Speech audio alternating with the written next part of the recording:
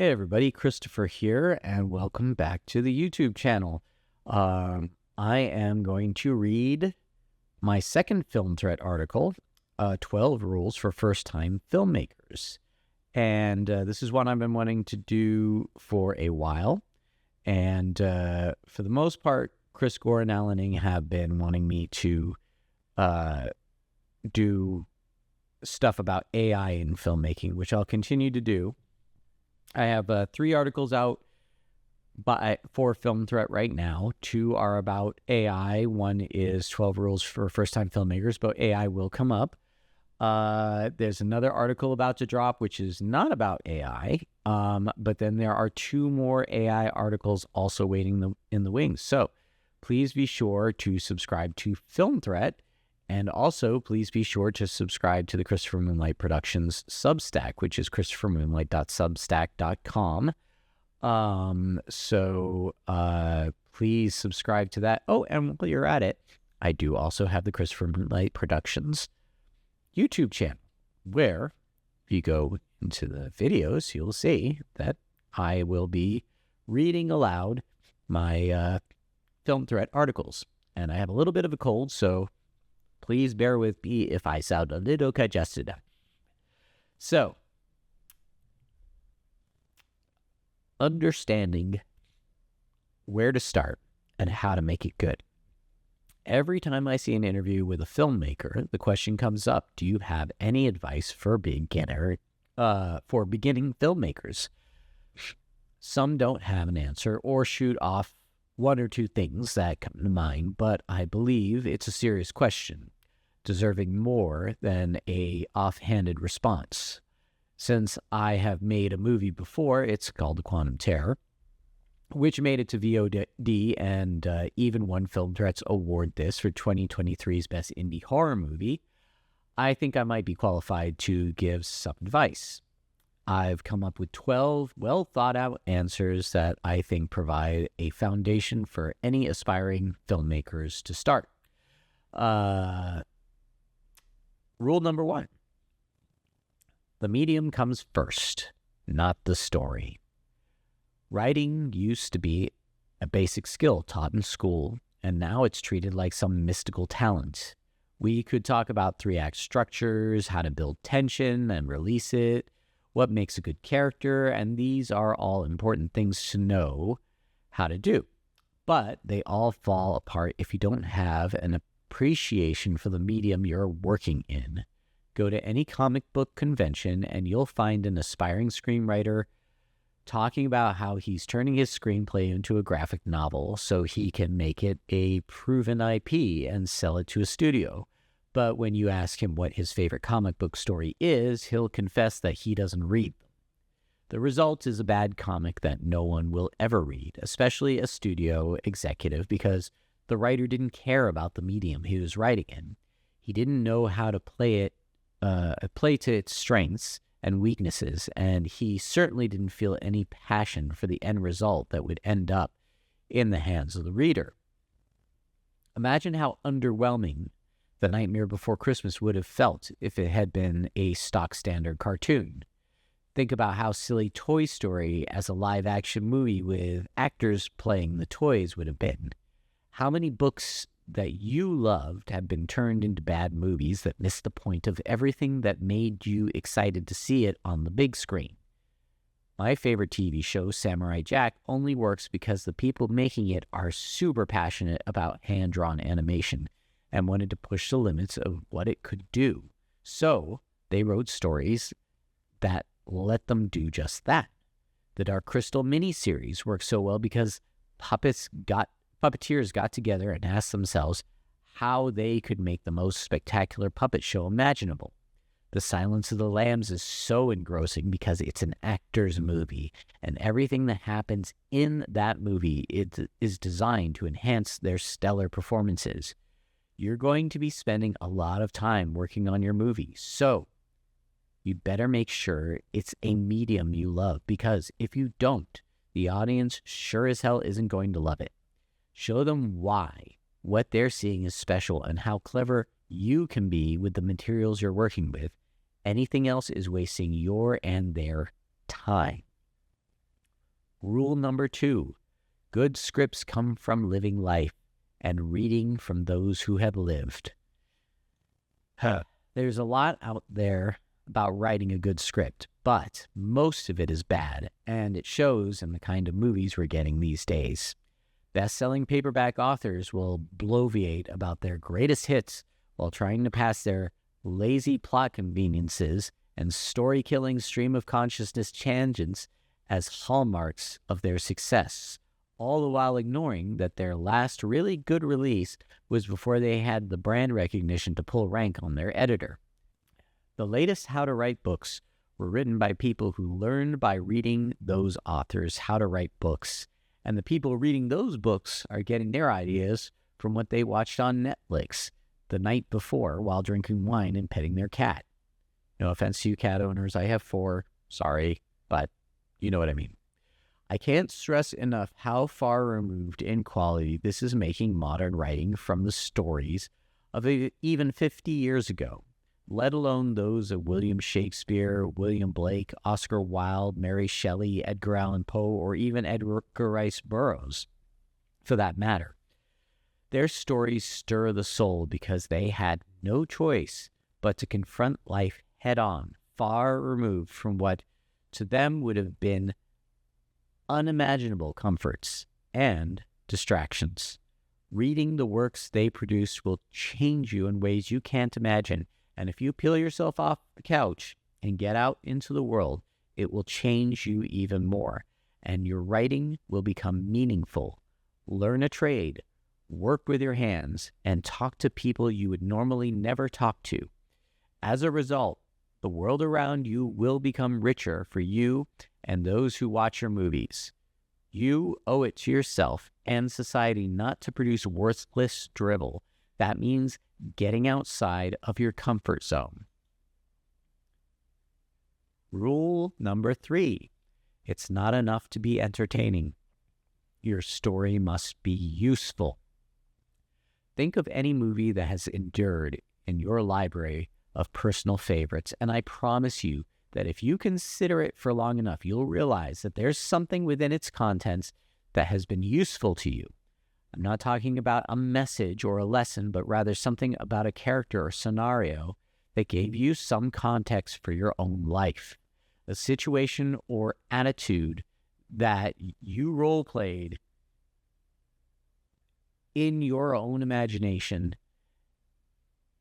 and as a result, benefited from in the development of your own character. Sorry, got a bit froggy there. I'm not going to edit this because it's a long article. This is why, whether they know it or not, people are attracted to horror movies.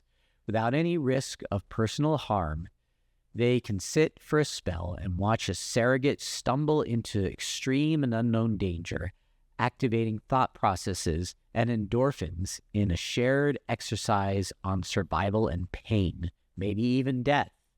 When the experience is over, they get to walk away unharmed, maybe a little bit more cautious from that point on, or maybe just feeling some catharsis from an opportunity to laugh in the face of chaos, albeit from a safe distance. The same goes for comedies. We can laugh at a foolish situation because we've encountered something similar, or maybe just observed a fool, so we can later avoid their sorry situation and the humiliation of being laughed at like them. Heroes can set examples of how to get hit and get back up. Dramas can caution us against our own moral flaws. A fairy tale can offer the young and old alike metaphors for the human condition. More importantly for you as a filmmaker, they can give you a foundation for building your narrative in a way that won't be boring. Sorry, reading while sick, not advised, but I hope you're enjoying this so far.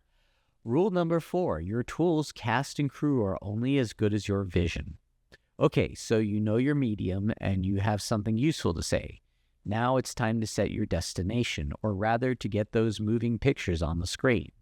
At some point, you're going to have a crew and actors standing in front of you waiting for your instructions, so you'd better know what to tell them.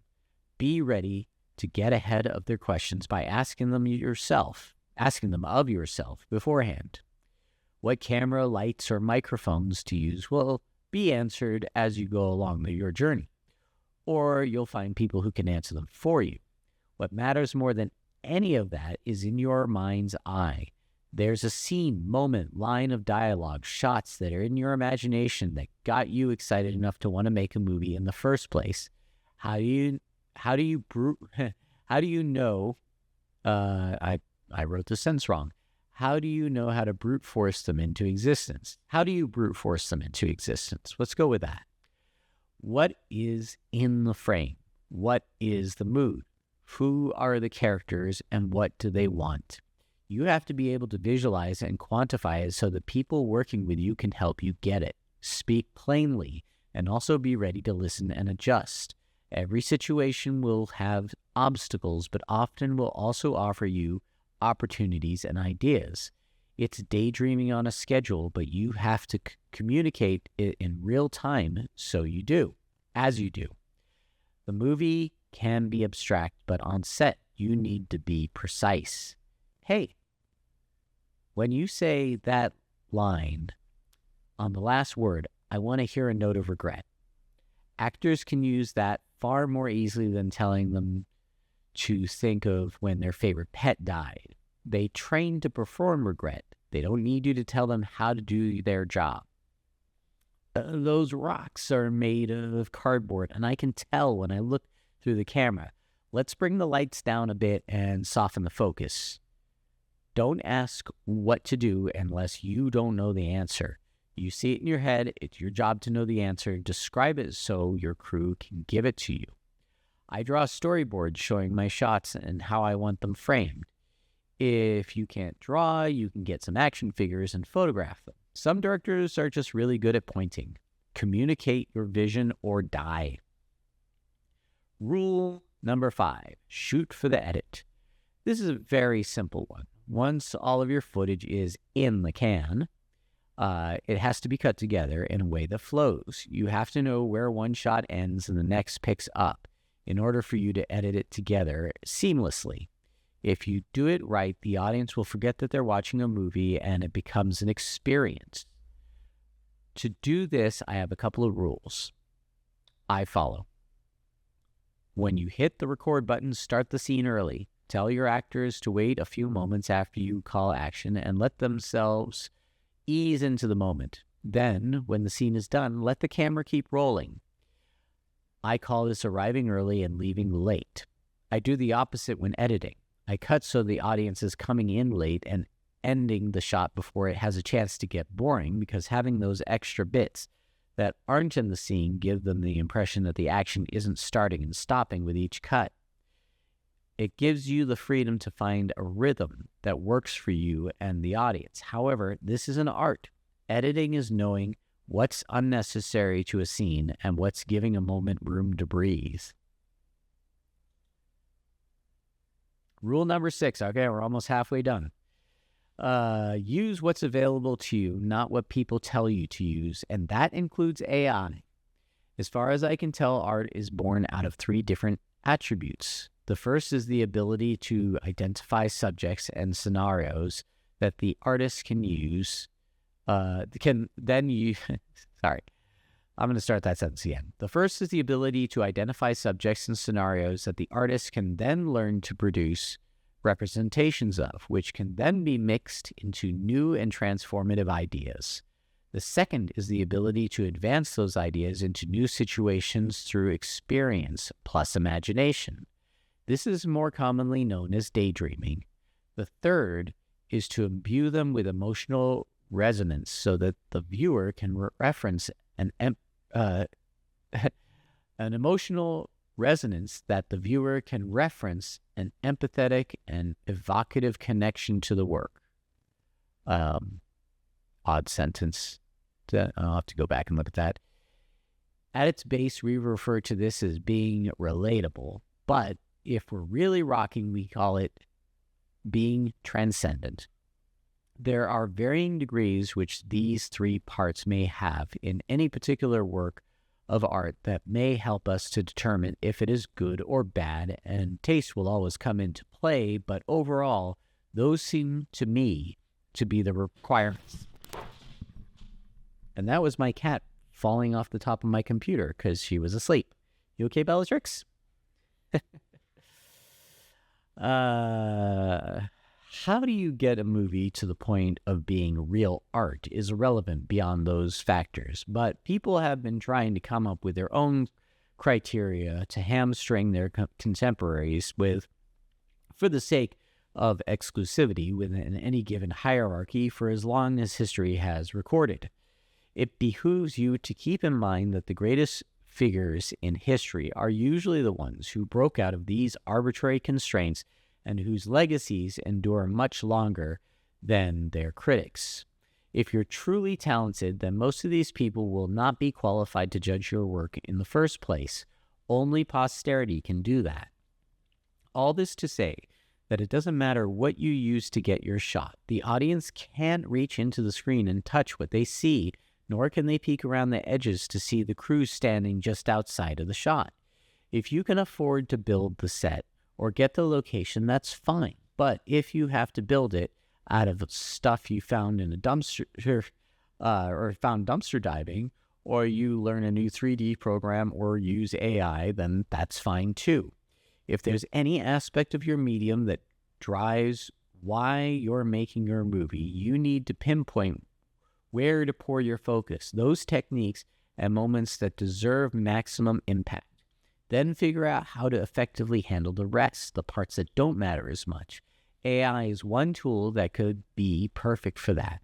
When used cleverly for the small stuff like filling in gaps where budgets or resources fall short, it can blend seamlessly when done well. The audience won't notice what's missing in production value, leaving the key scenes that reflect who you are as a filmmaker to shine. As long as the end result is true to the vision you set out to create, it's all fine. Filmmaking is the creation of illusions at 24 frames a second. It doesn't matter if your crew helped you or if a gadget did the heavy lifting. The fact that you can make it meaningful for someone beyond the sum total of its parts is where the true miracle is happening. Rule number 7, be so good they can't ignore you. This was comedian Steve Martin's advice when he was asked on the Charlie Rose show what the best way to break into show business is. I think about that answer a lot. He explained that instead of chasing shortcuts like networking or gimmicks, aspiring performers should focus on mastering their craft to such a degree that their talent becomes undeniable. Yes, I said in the last rule to use whatever you can get your hands on to realize your vision, but the best and most expensive ingredients in the hands of someone who can't cook will still end up in an edible mess that no one will want to eat, let alone pay good money for. This is a problem I see with a lot of filmmakers who want the independent film sphere to overtake Hollywood. We have everything we need at our disposal to make movies just as good or even better than the mainstream, but most of us are still offering an inferior product in the form of either deliberately low quality farces or safe and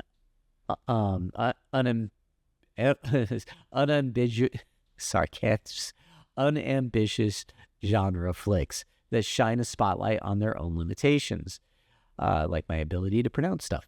This is only continuing the stigma and stereotype of indie films being a glut of VOD trash. Now, you can be offended by that. You can point to exceptions. You can argue that everyone has got to start somewhere, and I'm not going to tell you that you're wrong.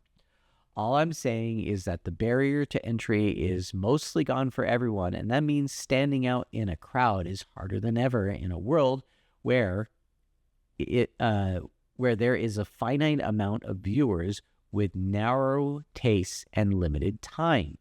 Your days are numbered too, so do yourself a favor and ask yourself if another found footage slasher ironic comedy about trauma is the best you have to offer, or if maybe there's something about you that could really be special in a way that people are going to remember. Yes, it's a risk, but to paraphrase Star Trek's Captain Kirk, if risk isn't your business, then get the hell off of my starship. Having a cold actually makes that impersonation better. Rule number 8, ideas are cheap. Originality is impossible. It's your unique point of view that makes it special.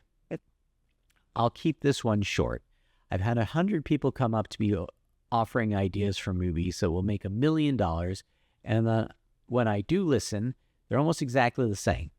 Every idea has already been done, and most likely 1,000 years before we were born, only to be forgotten and rethought of. They may look different on the surface because of the times, but they're not new. I never let this discourage me, and nor should you. Ideas are worthless unless they're brought out from our imagination and into reality through starting and not stopping until they're out there for everyone to experience. Originality is an elusive specter that vanishes when you chase it and causes creative paralysis when it's nowhere in sight. But if you are authentic to your perspective and true to your values, then it will come and stand over your shoulder while you're too engrossed to notice, but other people will. Rule number 9, don't give up your IP for any less than it's worth. Unfortunately, when presented with a piece of art that is good, most people don't care to truly consider its value. That often includes the person who made it. But in an industry that has grown more cynical than I ever thought possible, that can include the person who wants to buy or distribute your intellectual property, IP, as well.